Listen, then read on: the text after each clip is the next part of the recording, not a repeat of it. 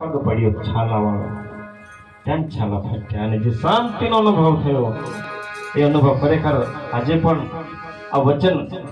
એમને નથી લખ્યા બાબાએ, એ 11 વચનો પૂરા નિભાવતા આવ્યા છે. અને ખરેખર ત્યારે જે શાંતિનો અનુભવ થયો અને જે દર્દ મટ્યું, અને જે નવા પદયાત્રી આવે છે, જે હંમેશા કદાચ દૂર જવાનું હોય, અલગ અલગ પ્રકારના જે બૂટ ચપ્પલ લઈને આવે છે, પણ કહેવાય છે કે આપણના પર જે કપડા છે એનો પણ ભાર લાગે છે પછી તો, કારણ કે આટલા સમયથી ચાલતા હોય, કન્ટિન્યુ ચાલતા હોય, અને કહેવાય કે જે વર્ષમાં એકવાર ચાલતા હોય આખું શરીર, કહેવાય કે જે દરરોજ આપણે કસરત કરતા હોય, એક વર્ષમાં બધું જ